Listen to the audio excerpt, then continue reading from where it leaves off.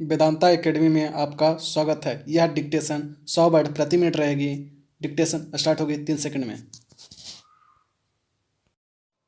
सभापति महोदय, प्रतिदिन छोटी मोटी झड़पें होती रहती हैं। हमारी फौजें बड़े उत्साह से उनके मुकाबले में खड़ी हैं। उनके हौसले बहुत ऊंचे हैं, लेकिन हमारी सरकार का भी यह कर्तव्य है कि उनके हौसले को कभी गिरने न दें।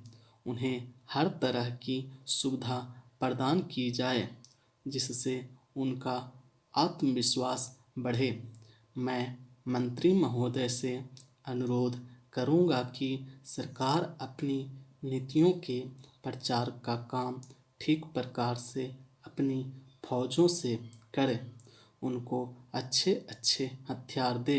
अनुसूचित जातियों और आदिवासी जातियों के आयुक्त ने जो अपना प्रतिवेदन प्रस्तुत किया है, उस प्रतिवेदन को देखने से यह प्रतीत होता है कि इसको तैयार करने में उन्होंने बहुत परिश्रम से कार्य किया है। इसके लिए मैं उनको और उनके सहयोगियों को धन्यवाद देता हूँ, परंतु साथ ही साथ इस प्रतिवेदन के संबंध में कुछ आवश्यक निवेदन भी करना चाहता हूँ। पहली बात तो यह है कि इस प्रतिवेदन को देखने से ऐसा प्रतीत होता है कि इन कार्यों के लिए जिस धन का उपयोग होता है वह 3 साधनों से उपलब्ध होता है: केंद्र सरकार द्वारा, राज्य सरकारों द्वारा और कुछ गैर सरकारी संस्थाओं द्वारा। प्रतिवेदन के अनुसार जितना धन इन कार्यों पर व्यय करने के लिए दिया जाता है, उतना धन पूरी तरह से व्यय नहीं हो पाता। मैं यह नहीं कह सकता कि आवश्यकता से अधिक धन दिया जाता है या कार्यकर्ताओं को वह धन प्राप्त ही नहीं होता, जिसके कारण से वह बिना खर्च हुए बच जाता है।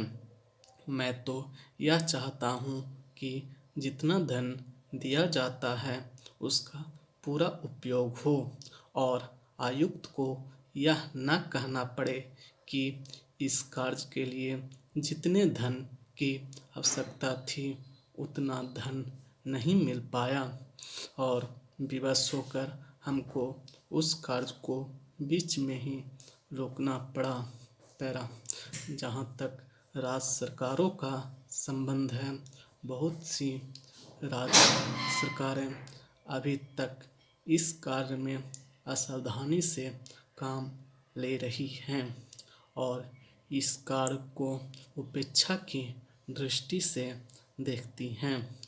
आयुक्त ने इस बात की शिकायत की है कि बहुत सी राज्य सरकारों ने अनेक पत्र भेजने के बाद भी अभी तक अपनी रिपोर्ट नहीं भेजी है।